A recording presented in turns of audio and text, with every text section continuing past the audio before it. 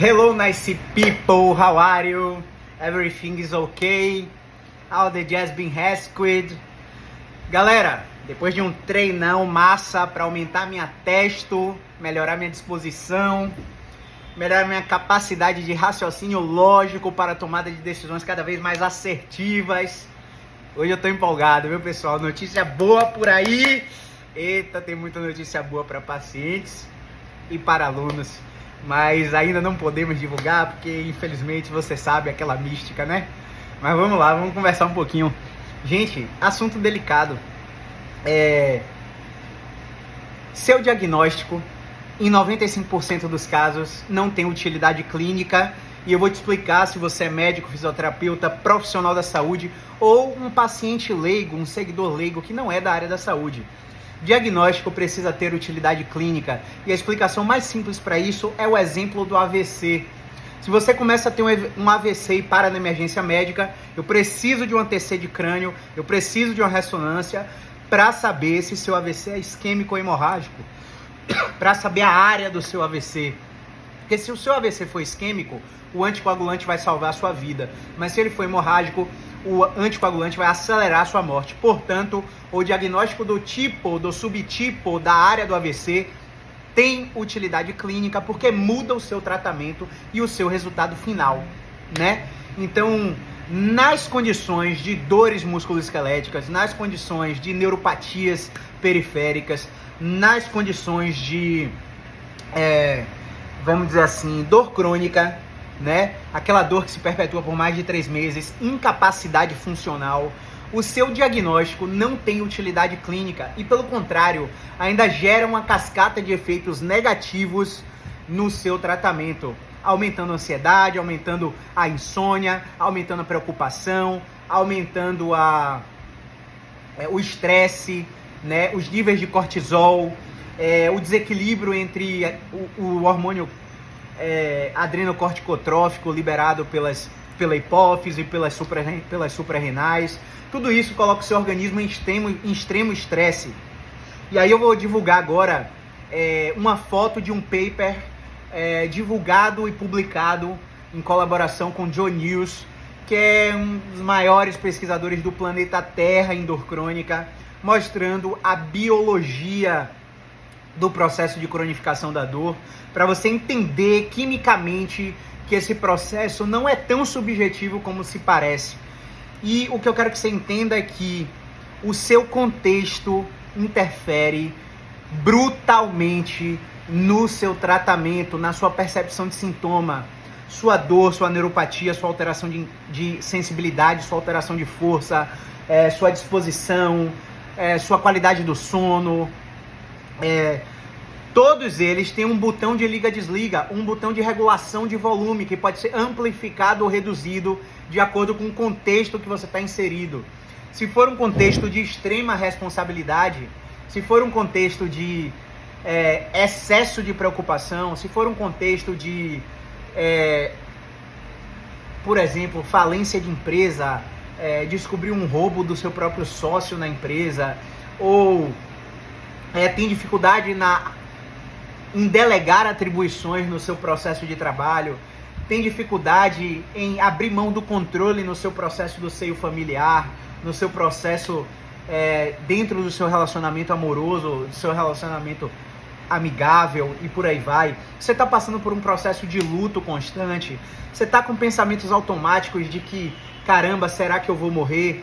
Ninguém descobre o meu diagnóstico. Cara, para de procurar seu diagnóstico. Seu diagnóstico, na maioria das vezes, não tem utilidade clínica. Se você já fez todos os exames são completamente inespecíficos. Você tem que focar em tratar o que você sente. O que você sente é o que importa, não o que você tem. Pessoal, se todos os meus pacientes bem soubessem, 90% deles não estariam comigo se tivesse um nutricionista e um psicólogo. Porque o psicólogo vai lidar com os processos de saúde mental para regulação emocional, para controle de pensamento automático, para redução de ansiedade, para inibição dos níveis de depressão. O nutricionista vai ajustar tudo isso através do alimento. Você pode achar aí que o alimento não tem efeito nenhum na sua no seu problema, mas o alimento tem uma capacidade extrema de alterar a permeabilidade da membrana intestinal e permitir que todo o lixo do organismo fique lá na sua corrente sanguínea, sensibilizando o seu sistema orgânico, o seu sistema nervoso, que por sua vez não sabe distinguir se você está só com alteração térmica ou de sensibilidade nas pernas, no braço, no rosto, se você está só com a dor de cabeça, com a dor na coluna, com a dor no joelho, ou se você está no sinal de trânsito com alguém com a arma na sua cabeça, tentando roubar seu carro e colocando em risco a pessoa que você mais ama, em risco de morte iminente. O seu sistema nervoso só sabe detectar ameaças, e essas ameaças, na maioria das vezes, não são biológicas, pessoal. Essas ameaças são contextuais, ambientais, sociais e psicológicas.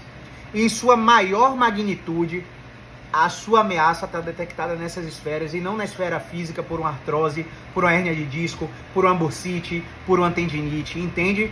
Então, quando esse processo cognitivo entrar na sua mente de uma vez por todas, você vai começar a ter menos medo, menos ansiedade, dessensibilizar o sistema nervoso central, fazendo com que você regule a liberação de opioides endógenos, que são substâncias normalizadoras da dor no seu corpo, regule o seu equilíbrio hormonal, tenha mais felicidade, pessoal, tenha mais amor, tenha mais empatia, entenda que o processo que você está nessa vida é para servir, tá? Abra mão do controle, nem tudo é como a gente quer, às vezes a gente é premiado com um problema que com certeza veio à sua vida para te ensinar alguma coisa. Eu atendo pacientes com alto poder aquisitivo e atendo pacientes com de classe B, de classe C, de classe D, que se esforçam muito para estar em meu tratamento, fazem um esforço financeiro descomunal. E se eu pudesse listar coisas em comum entre esses diversos perfis de paciente, é que eles passam por profissionais que o amedrontam e o estimulam a continuar caçando diagnósticos, quando a maioria dos exames não explicam para você por que dói, por que está sensível, por que você está com essa alteração.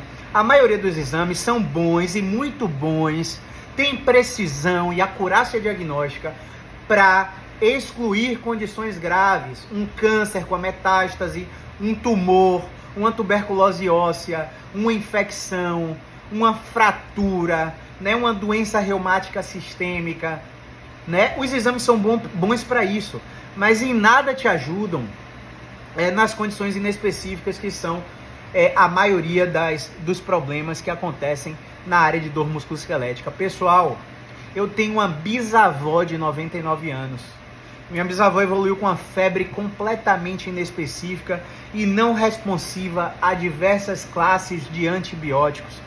Depois de uma consulta com a médica clínica, especialista em saúde da família, em medicina de família, que é uma coisa que é a coisa mais difícil de se encontrar, essa médica revisou a literatura, abriu os livros, deitou sobre o caso de minha bisavó e descobriu, ela já sabia disso, mas ela confirmou que existem condições febris sem infecção, que existem condições febris subclínicas que são completamente inespecíficas e têm uma história natural e uma evolução autolimitada. E a partir do momento que ela divulgou essa informação para a minha família, todos nós, netos, bisnetos, filhos, sobrinhos, fizemos assim, ó. Meu Deus, não será dessa vez. Bivó vai completar 100 anos, vai completar 107 anos, 110 anos, e olhe lá. Saúde da véia de ferro. O envelhecimento, pessoal, traz alterações naturais do processo de envelhecimento. A nossa idade traz essas alterações naturais. E por que eu tô te falando isso? Porque a gente vive cada vez mais. A ciência, a tecnologia, ela só cresce. E quanto mais o tempo passa, mais condição de prolongar a nossa vida a gente tem. Qual que era a expectativa do brasileiro médio há 30 anos atrás? Há 50 anos atrás? O cara vivia 60 anos. Hoje o cara vive 86 anos, chega até 90 anos. Tem gente ultrapassando a barreira dos 100. É claro que as alterações degenerativas naturais da idade vão acontecer. E o que a gente tem que fazer, pessoal, é dar musculatura para esse vovozinho. Dar treinamento resistido, moderado. Não adianta ser leve. Precisa ter algum nível de esforço. checa com seu cardiologista que está tudo ok com seu coração. Se tiver tudo ok com o coração, a gente vai adotar um protocolo sistematizado de exercício, respeitando um princípio de sobrecarga constante, revisando todo o processo natural e fisiológico do envelhecimento para que as cargas não sejam fortes o suficiente para deixar a musculatura do vovozinho dolorida e incapacitada por longos dias, mas que também não sejam leves o suficientes para não respeitar o princípio da sobrecarga constante.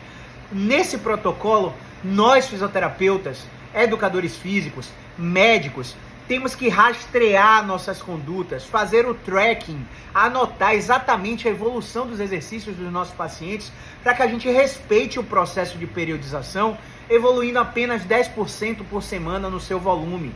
Se você quiser manipular a intensidade, colocar alguma técnica de treinamento, colocar alguma variável que aumente a intensidade do seu exercício, você precisa anotar, monitorando as repetições e o tempo que aquele vovozinho conseguiu executar o exercício, para você ter uma noção da capacidade funcional, do consumo de oxigênio daquele vovozinho, para que você não ultrapasse o limite dele. Isso se chama pacing, isso se chama contingência, que é uma coisa que a maioria dos profissionais da saúde pecam e prescrevem exercícios de forma arbitrária, sem fundamentação científica nenhuma, sem monitoramento. Cara, se você tem dor, alteração de sensibilidade, alteração térmica, alguma neuropatia, decorrente de alguma diabetes, decorrente de, enfim, alguma coisa, o que você precisa é ter paciência e resiliência. Não vai ser da noite para o dia a sua melhora. Você precisa ter calma e respeitar um processo sistematizado de, no mínimo, 3 meses. Se a evolução for satisfatória, entre 6 a 8 semanas, a gente pode prolongar o seu tratamento para 6 meses a 1 ano. Isso não quer dizer que você vai ter que ficar com a gente semanalmente. Existem pacientes que estão comigo há 7 anos e só fizeram 20 sessões. Existem pacientes que estão comigo há 1 ano e 4 meses e só fizeram 9 sessões. Você imagina o que é isso? Porque o nosso processo, assim como o processo da psicóloga, terapeuta cognitivo-comportamental, assim como o processo do médico endocrinologista, do nutricionista, tem o princípio de dar autonomia para você. E autonomia é ensinar o que você precisa fazer para não ter limitação funcional, para preservar a sua saúde, para inibir a deterioração da sua saúde. O processo é muito mais complexo do que se parece. Pare de acreditar em médicos e fisioterapeutas que te dizem assim: olha, tá inflamado, vamos desinflamar. Tá fraco, vamos fortalecer. Tá encurtado, vamos alongar. Tá com artrose, vamos botar uma prótese que resolve. Você acha que uma prótese vai resolver seu problema? Se você tiver um estilo de vida péssimo, se você não controlar sua ingestão hídrica, existe uma quantidade por quilo de peso que você precisa beber de água por dia. E quando eu faço esse tracking na maioria dos nossos pacientes, todos eles estão pecando. Todos eles estão abaixo da cota diária de água. Se a gente fizer um inquérito alimentar com a maioria dos nossos pacientes que tem dor crônica ou qualquer uma dessas alterações músculo-esqueléticas, a maioria deles não equilibra os macronutrientes entre carboidratos, proteínas e gorduras, negligenciam a orientação nutricional que os nutricionistas dão. A maioria deles não fazem um estilo de vida onde priorize a higiene do sono, o controle do estresse, a regulação emocional para lidar cada vez mais com as adversidades. Se você é empresário, tem mais de 30, 50, 100, 500 funcionários, meu amigo, você tem uma carga de responsabilidade tão grande que te impede de ter o luxo de não delegar suas atribuições. Você precisa delegar as atribuições, porque se você parar, meu amigo, sua empresa pode cair por terra e o seu legado para sua hierarquia familiar pode sair do mapa. Então, não é para te amedrontar, é só para traçar uma realidade de pacientes que a gente acompanha há mais de 8 anos, há quase 9 anos, e que tem os mesmos problemas comuns. Então, eu espero com esse vídeo ter esclarecido quaisquer dúvidas que vocês têm a respeito de tratamento da dor e disfunções musculoesqueléticas, alterações sensoriais, que podem ser gerenciadas por programas de exercícios, orientações nutricionais, orientações hídricas, orientações de mudança de estilo de vida, através da exposição gradativa do paciente, tá? Qualquer pergunta, coloca aqui nos comentários, assina o canal do YouTube ou manda na caixinha dos stories. Movimento é vida.